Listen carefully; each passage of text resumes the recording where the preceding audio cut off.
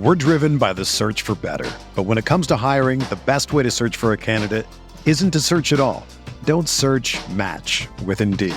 Indeed is your matching and hiring platform with over 350 million global monthly visitors, according to Indeed data, and a matching engine that helps you find quality candidates fast. Ditch the busy work. Use Indeed for scheduling, screening, and messaging so you can connect with candidates faster. Leveraging over 140 million qualifications and preferences every day, Indeed's matching engine is constantly learning from your preferences, so the more you use Indeed, the better it gets. Join more than 3.5 million businesses worldwide that use Indeed to hire great talent fast. And listeners of this show will get a $75 sponsored job credit to get your jobs more visibility at Indeed.com/Blue Wire. Just go to Indeed.com/Blue Wire right now and support our show by saying that you heard about Indeed on this podcast. That's Indeed.com/Blue Wire. Terms and conditions apply. Need to hire? You need Indeed. What do you think about the Laker team now? You follow the box scores, the games every day? Just the Lakers. You're kidding. That is really a compliment. I was pleased to see you smile at the top of our show because once the game starts, you have a game face. You don't smile much out there. I don't think you have to do things for money anymore. Correct. What's up, Laker fans? Welcome to the Laker Film Room podcast. I'm Pete, joined by Darius. And today we honor one of the basketball gods, one of our very own, the great Kareem Abdul-Jabbar. D, we caught the second half of Kareem's career as we were very little kids, first falling in love with basketball. And so there's a certain amount that we can speak from our own experience in our own eyes, but it's like saying you watched LeBron, but the only LeBron you ever got to see was the Lakers LeBron. You still got to see an all-time great, one of the greatest ever, but if you didn't get to see 2012 LeBron or 2007 or even 2003 LeBron, you don't have the full story. And so a lot of our memories of Kareem are the stories of our fathers and the media members and the people who told the stories of the game when we were a kid. And then, as Kobe would say, banners hang forever, right? And that's also true of statistical accomplishments. You open up Kareem's resume and it's as impressive as anybody all time. And so I'd love to start there, D, before we go back in our journey in time to Power Memorial and all of that. It's sort of as we all get older and as these players sort of fewer and fewer people can speak on their greatness as eyewitness accounts, a lot of what they leave behind is sort of that resume. And Kareem is right up there with the best of all time. He really is. And honestly, before LeBron became the all-time leading scorer and reached 40,000 career points, and has been an all-NBA level player going into his 22nd NBA season, like a season that only a few people have even reached or one other person has even reached. I would say that Kareem had the best career ever. There's often debates about who the greatest of all time is, and I understand that conversation is wrought with personal biases and who I saw and who dominated the game the most or who your favorite player was, and then elevating that player within the context of all of these discussions. But Pete, Kareem was the all-time leading scorer for decades. From 1984 through 2023, almost 40 years. He had the most unstoppable singular scoring move ever. He won 6 MVPs, 6 NBA championships, walked into the league as an MVP candidate and championship level player. The things that we put on to players like LeBron or Wembanyama or Shaq or Tim Duncan, Kareem was one of the very first iterations of that sort of player. And it's really hard to fully grasp how great he was by only watching the second half of his career with like intentional, I was there for it.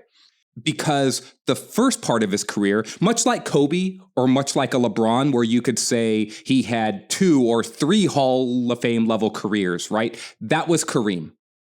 And Every time I think about Jabbar, especially in these recent weeks and months when we've seen the passing of so many great legends, I really hope that we do as good of a job as we can of honoring the truly great, like total different stratosphere level players while they're here to understand what they've meant to the game and what they've meant to individual fans. And Kareem is right up there with me. I understand that his game may not have always been aesthetically as fantastic as a player like Magic Johnson, right? Who I think for you and I is probably our childhood, like, oh my God, this dude is on a pedestal. Or even Kobe Bryant, who was another player who played with flash and like real panache. But Kareem was a killer, and he was an absolute dog on the court as well, where you don't really give him that sort of credit because of the aesthetics of his game, but he was just a brilliant basketball player, and in post-career, like a brilliant mind. And you can see how his mind informed the trajectory of his career. He's just truly one of the all-time greats. And anytime I have a chance to talk about him, I really hope to do him justice for what he's meant to the game. He was, as you put it, man, a brilliant dog who was 7'2" and skilled. And so he was probably basketball's second sensation in terms of where's he going to go to school. I was talking to my dad a moment ago. My dad is 2 years younger than Kareem and was in high school at the same time and Power Memorial, was in the city. And so I asked him, I was like, did you ever see Kareem play? And he was like, I never saw him play. I didn't go to sporting events in high school, but he was all over the newspapers. Like, I knew who Kareem was when he was 14, 15 years old and just absolutely dominating. They had a 71-game winning streak at Power Memorial High School. They win, they win state 3 times in a row. And what my dad was saying was like the big thing that would fill the newspapers at the time is, where's he going to go to school? And everybody wanted him to stay in New York, and he probably wanted to on some level too, but he chose UCLA because he wanted to find the best coach that he could find. And Coach Wooden was the guy for that. And so he gets to UCLA, and one of the things in the historical record, the statistics and all of that Kareem is kind of robbed of is that he would have easily been a high school to the pros right away type of guy. But back then, you couldn't go into the NBA until after your college class would have theoretically graduated. And even more arcane than that, you couldn't, as a freshman, play on the varsity team of the college that you went to. So he goes to UCLA, the defending national champs. He gets there and has to play on the freshman team. And there's the famous story of the first time they play. It was a big thing that as UCLA opened their season, and that was a big thing to do in LA, is they're the reigning champs and, come out and watch the freshman team play varsity. And the freshman team with Kareem, Lou Alcindor at the time, but with Kareem, absolutely dominates them. They win 75-60. Game isn't even particularly close. Kareem goes for like 31 and 21 in the game. There's a great line in the newspaper the next day, like, UCLA is about to go defend their title, but they're the second best team on campus. And so Kareem was that like singular guy who could completely change your fortunes as a team. And so he was so dominant as a freshman that they banned the dunk his second year, his sophomore year. And so this, in a lot of ways, is a blessing in disguise for Kareem, because he was he was fast and 7'2", like he was faster and bigger than everybody else. And so he was able to dunk all the time. And so the banning of that forced a certain amount of finishing around the rim that became a hallmark of why he was so sustainably great. And so we think about him through the lens of the Skyhook so much, but younger Kareem was very much like AD, just a terror around the basket in a way that he could either go around you, over you, or through you. And he was so dominant that the sport had to try to adjust to that dominance. And so there are only a few guys in history that have that kind of like, they changed the rules for me kind of claim. Yeah, it's like expanding the key, right? It used to be called the key. The painted area used to be called the key because it actually looked like a key. The top was rounded and then it narrowed in to a smaller painted area. And then the little hash marks where people stand for free throws look like the teeth of a key. And that's the remnants of that. And so over time, as big men got more dominant, like Wilt and all of those guys, they're just like, yeah, the 3 seconds rule for being inside the key, we actually need to widen the key because these dudes are just scoring unbelievable amount of points inside, and it's not really fair. Very similarly, Shaq would tell you that the reinstitution of being able to play zone defense, which is basically like being able to double team a player before he catches the ball in modern NBA parlance, that was instituted during Shaq's prime. And people would tell you that like the institution of strong side zone and defensive 3 seconds, because the old illegal defense rules said that if the player you were defending was above the 3-point line, you had to be above the foul line. And so this was the era of great post players. And so you could camp out Robert Horry, for example, or Horace Grant above the 3-point line, and Shaq would just carve out as much space inside as he needed to. And so Jabbar, with the banning of the dunk, is one of those ideas of, yeah, we need to try to level the playing field for the rest of these dudes because some of these players are just too great. Kareem played 90 games at UCLA, and his teams went 88-2. He had an undefeated season and a national championship season. The other 2 seasons, he went 29-1. There is maybe no greater winner in the history of the sport than Kareem in terms of what it meant to sustainably win over an extended period of time. And I would say the same thing about Bill Russell, who at the NBA level with his 11 NBA championships, or even Michael Jordan, who has 6 NBA championships just like Kareem. It is a team sport. But that team sport is anchored by a singular dominant player. Those Lakers teams at the end of Kareem's career or the second half of his prime with Magic Johnson and James Worthy, all those players deserve their props for sure. But in a very similar way that Shaq was the runway for Kobe to become great, Kareem was the runway for Magic Johnson to also be that player that Magic turned into as well. And I don't think we often give Kareem that credit in that same way as being that ultimate floor raiser that allowed other great players to come in and play to their individual strengths and be great. As we get into the NBA years of Kareem, those Magic years, he was really the backbone. And so, yeah, let's take a break here. We come back and let's talk about Kareem entering the NBA. We're driven by the search for better. But when it comes to hiring, the best way to search for a candidate isn't to search at all. Don't search, match with Indeed. Indeed is your matching and hiring platform with over 350 million global monthly visitors, according to Indeed data, and a matching engine that helps you find quality candidates fast. Ditch the busy work. Use Indeed for scheduling, screening, and messaging so you can connect with candidates faster.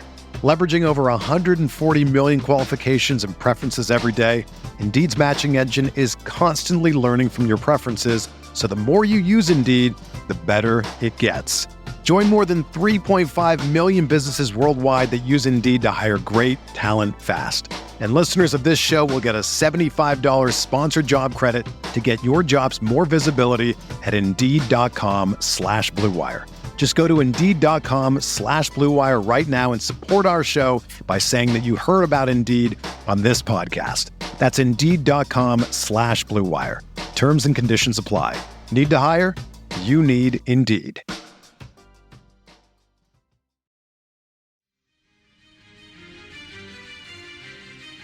So Kareem gets drafted by the Bucks after they win a coin flip with the Phoenix Suns. There's all sorts of fun moments in that kind of 15-year period of the NBA where it's like, they played rock, paper, scissors for this all-time player. Like a lot of coin flips and things like that were deciding things back then.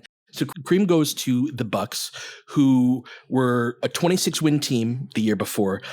And to your point about winning, immediately flips them into a team that wins 56 games and loses in the second round of the playoffs. They add Oscar Robertson in his second year and they win it all. And so Kareem's presence flips the team by about 30 wins, D. We've seen a few of those type of guys over the course of history. David Robinson was one, although a lot of times it's kind of after a tanking season, so it sort of counts, but there are very few players where they walk in immediately, and this speaks to the level of how Kareem would have been a dominant player in this era. He would have come either, right out of high school or the year after, and would have racked up a ton of stats between the ages of 19 and 21. But he had to stay at UCLA, and he graduates, goes to Milwaukee, is ready right away, and really flips the fortunes of the Bucks. So again, we're still in the stories of our fathers type of territory, but This is prime athletic Kareem, and which is a different Kareem than the one that we got to see. Yeah, it's sort of unreal. One of the things I think about when I watch old tape of Kareem, or even just think of him as a younger player, is that he's got some of the best photographs of action as a young player. Yeah. You were talking about, aesthetically, he might not have been. I'm like, dude, he's got some of the most beautiful video, and he's got an elegance to him that's all his own. Yeah. The aesthetic stuff is more like, swing left, shoot right. Here's the Skyhook again, like the metronome nature to his game, particularly as his career went on.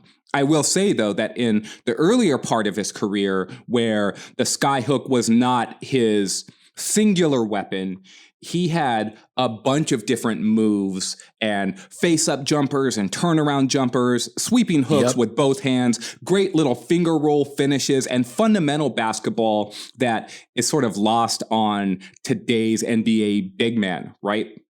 And 7'2", he could have been bigger than 7'2", honestly. It's just like, was he 7'2" barefoot? Like, who knows, right? Because this dude was massive and just...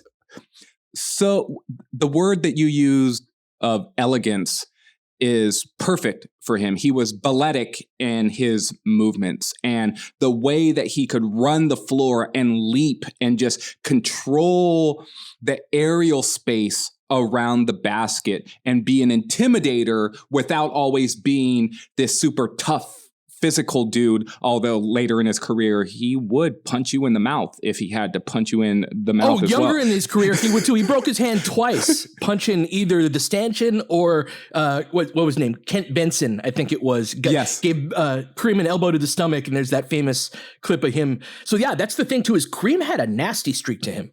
100%. Go back and look at Kareem's basketball reference page, though, Pete. So he comes in the league in 69-70, immediately is shooting 52% from the field, 28.8 points, and 14.5 rebounds and 4 assists a game. He plays in... As a rookie. Plays in all 82 games and averages 43.1 minutes a game, while only committing 3.5 fouls a game. Can I jump in real quick? Please. He's still the NBA all-time leader in minutes played. And so think of all the giants, just one little element to this, that got cut down to injury.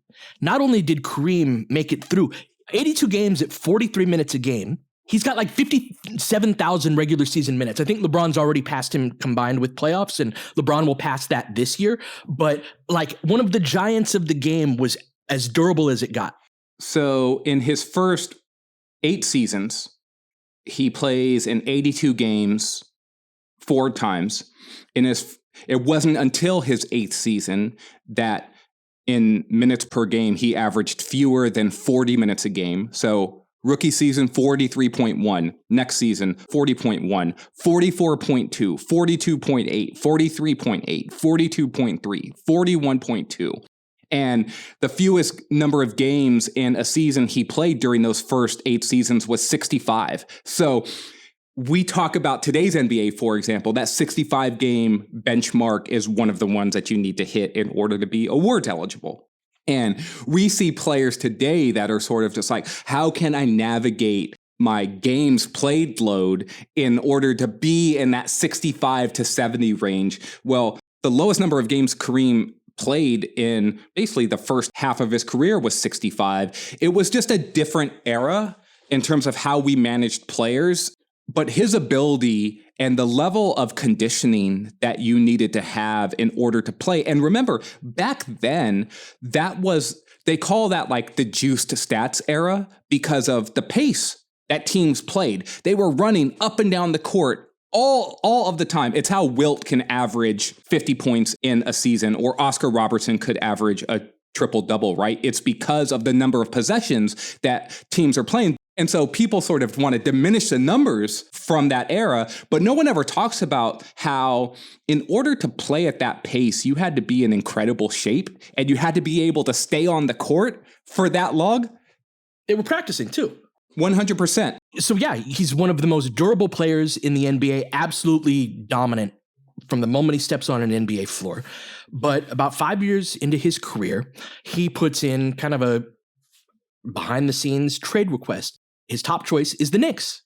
And then his second choice, that's not the Lakers either. It's the Washington Bullets, now the Wizards. And he ends up getting traded to the Lakers, who were his third choice at the time, for Elmore Smith, who's still the single-game shot-blocking record holder, blocked 17 shots in a game for the Lakers once, and a couple of highly touted young players at the time who never became much. It was Junior Bridgman, and I forget the other name, and cash. And so Kareem gets traded to the Lakers, one of the first stars who wanted out and ended up in LA, and so he gets to the Lakers, though, and they're in the aftermath of the West Baylor Chamberlain era and sort of trying to get back on track. And so he doesn't have a great team around him early in his career. And so they're throughout the 70s, they like Kareem carried them a couple of times in a couple of his MVP seasons to better seasons than they otherwise would have had. Whenever he'd be out, they would go like 3-13, 3-15 during stretches. So he was really the thing that was carrying the whole team. And so Magic enters the fray in 79 under this dynamic where it's like Kareem has been durable, playing huge minutes as the center. We talk about AD being Atlas. Kareem was that and then some.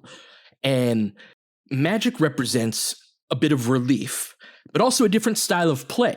And so there's a tension when Magic gets to the team that Jack McKinney tried to resolve, the Lakers coach prior to his bicycle accident, that he really wants to run. And Winning Time covered this. I thought, well, I didn't think everything about Winning Time was all that accurate, but that I thought was a really great point from a basketball perspective is like you have a rock in Kareem, but you also have this bolt of lightning in Magic Johnson and how to reconcile that as a team. And so talk to me about Kareem's position within that and Kareem's perspective of being the kind of consensus best player in the league, but kind of having to change things up a little. Yeah, so I agree with what you're saying, Pete, about like Winning Time depicting this part of the Lakers era, I think reasonably well.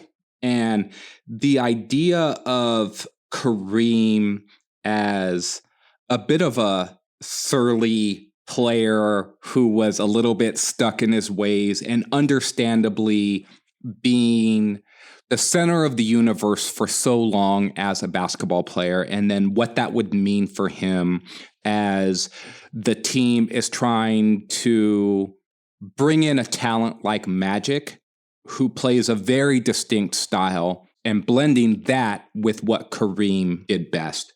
I think early on, it would be fair to say that Magic was feeling his way out as to how he was going to need to play next to a player like Kareem and even Norm Nixon as well, who was already an established point guard, and how Kareem eventually was going to adapt. Over time, I think we saw exactly what that would mean by the time we get to the middle part of the 80s. But I think at the very beginning, it was still very much Kareem's team. And I think Magic met Kareem at Kareem's point. And then as Magic started to differentiate himself from other young players and his ability to impact winning, I think Kareem recognized that as well and started to move more towards Magic as well, to the point that Kareem started to even understand that as much as I would love to continue to be the center of the universe and for my team to play my style in a half-court centric way, that he started to see how him getting back to some of his younger roots and the times that he might have played with Oscar Robertson and what he was as a younger player and the ability to run the floor and protect the basket. And then when the game did slow down for things to run through him, how much that could ease his own load. And getting 6 points a game off of fast breaks, or 10 points a game even on fast breaks and dump off passes, because Magic is penetrating and managing more of the offense in general. I think that contributed greatly to Kareem's longevity as a scoring talent, but also showed Kareem's ability to be adaptable and to be a player who could do more than one thing and maintain a level of effectiveness and impact. And that was critical to the Lakers' ability to win. And so this was a central point you were making earlier about, like, Kareem was a winner. Everywhere he went, he won a lot. And so part of that is earlier on, right? Of course, he's going to be the center of the universe, but I think Magic earned Kareem's respect in a way where they found harmony between that fast breaking type of style, and then when the game slowed down, being able to go into Kareem and the reliability of him as a scoring option. You were talking about the swing left, shoot right aesthetics of Kareem. That by the time we were watching Kareem, when Kareem got the ball, it was going to be a hook shot. Like, there were some dump off passes for dunks, but by the time mid 80s, where we're really becoming sentient as basketball fans, that's really what he did. And that's how Chick would call it. Swing left, shoot right, swing right, shoot left, because he could do it with either hand. And that to me is, I don't want that to go, I don't want to go through the pod without mentioning this. There's no other player I can think of that has a shot that he was extremely prolific at, that nobody else in the history of basketball was really prolific at. And so there's a brilliance to the hook shot that I do think goes back to high school, but also to college and the banning of the dunk and that ability to be skilled around the rim. He, to me, was the first really skilled five that was also a giant. And so that's why he's one of the all-time greats. But really that skill level is part of why he was so sustainably great, is there was nothing you could do about that shot. And so he became, in his older years, still just this reliable hub of offense in a different way than we're seeing LeBron do it now. But he kind of just found a shot where it's like, I'm 7'2". This is a really hard shot that I shoot from way back here. You're going to have to get across my body. Wilt blocked it legendarily a couple of times, but not a lot of guys could. And so he became this, like, if we can't get a bucket, or if the game is a half court possession, let's throw the ball into Kareem. We could create great offense out of that. Yeah, he's like a great field goal kicker, right? Who could reliably make field goals from like 65 yards out. And so it's just like on any given possession, we're across midfield. It's 4th and 2 from whatever. We could try to go for it, or we could just kick this field goal that's got a pretty good chance of going in. And that was Kareem for so long. It was like, we could just give you the ball and you're going to get us a reliably good shot. There's this idea that we've talked about in the past, right? Which is like 3-point shooting volume and how that equates to how defenses treat you, right? And so you're a high volume 3-point shooter. Guess what? Defenses are going to close out on you a little bit harder. If you're also a player who could hit at a high level, you are like a 3-fire alarm. So I think of this with like Klay Thompson, for example, Pete. During the free agency period, we were having conversations behind the scenes about Klay Thompson's viability as a player on the Lakers potentially, and how he could impact half-court sets. And we were gaming out possessions, right? Imagine what this looks like when Klay comes off of a down screen from LeBron or from AD, and what that could open up. I bring that up as an example because Kareem was so reliable as a hub of offense, and that hook shot was looked at as such a threat that teams would shade defense to him. They would dig down on him. They would try to disrupt him as an offensive player, even if he was 15, 16 feet out about to shoot a hook shot. And that then would trigger like a kick out pass that would then lead to a drive or a swing or the ability to then open up a teammate. And no one really talks about that aspect of how his offense impacted winning beyond just his scoring. No, absolutely. And what plays a factor in that, too, are the rules at the time where they could only dig so much, right? If you were sort of half doubling, half not, that's the illegal defense. And then that was the rule back then is if you were off the ball, you had to be arm's distance from the guy that you were guarding. And so they could only do that so much. And so if you could shoot this unblockable shot, I'm so glad you brought up the range on his Skyhook. He was hitting these from like mid-range jumper type of distance. And so just that, it's so cool to me that a player, and he did this, 60 years ago? And nobody's done it ever since? Is there something else in sports where someone's been truly great at one element of it and it wasn't copycatted a zillion times? It's like, to a certain extent, like Rick Barry shooting the underhanded free throw, right? That being a thing where it's just like, this is what I do and you're sort of known for this, but that's free throws. You're standing there by yourself. This is like actual game action. And this is proven to be a viable weapon. And the thing is like, remember when LeBron was on the verge of breaking Kareem's record, and before games, if you were lucky enough to either be at the arena or had a league pass feed that would show pregame warmups, you would look at LeBron warming up sometimes before games, and he would playfully be shooting hook shots. AD does this as well, where he will shoot the little sky hook a little bit before the game. And everyone was wondering, like, oh, is LeBron going to break out the Skyhook? And of course, he didn't. He hit one of his patent fadeaways. But that idea of like the hook shot being this great weapon, players use it now as like a jump hook or that style, but no one shoots the one-legged, like over my head, fully extended hook shot. And I think it requires a level of touch and feel that it really does take years of practice in order to get it down just right. Let's take our last break. We're a little late on that. Come back and close it out on Kareem.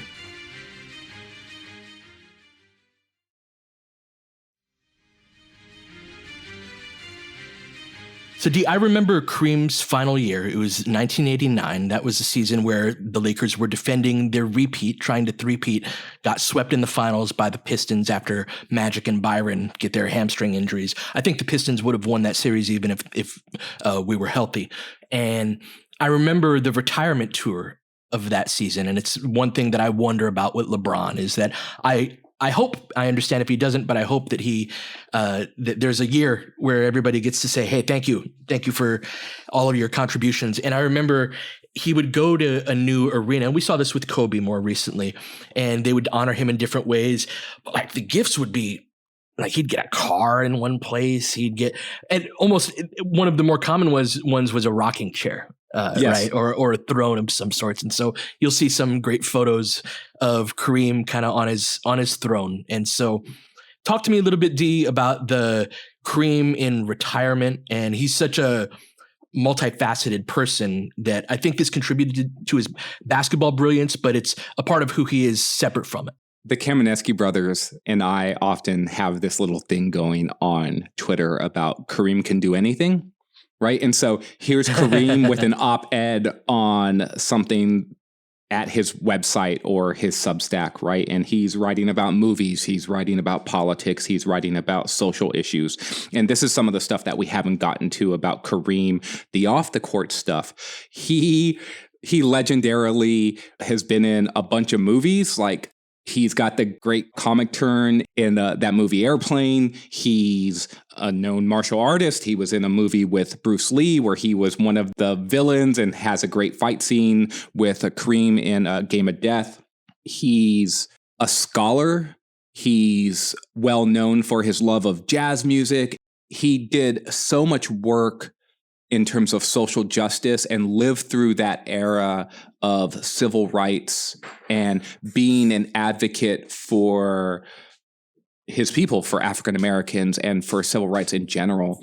He's done so many things, Pete, off of the court that he was one of the early pioneers, along with like Jim Brown and Muhammad Ali and others, who leveraged their fame in sports in order to amplify issues that mattered to him.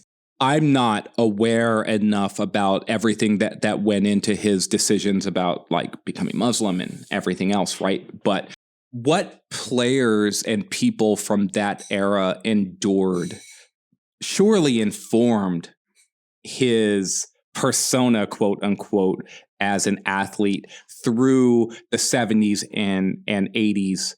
And then coming out of that on the back end to now be someone who over the last 15 to 20 years has been a real media presence, but in his own way. It's not in entertainment. It's as someone who writes so beautifully and eloquently and is able to express his thoughtfulness in so many other areas of the world.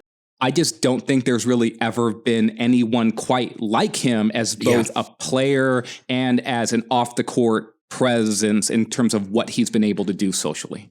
And we're starting to lose a lot of the guys of that era. You know, when you talk about him and his contributions to civil rights and his awareness just of the world and all of that, you think of Bill Russell as well.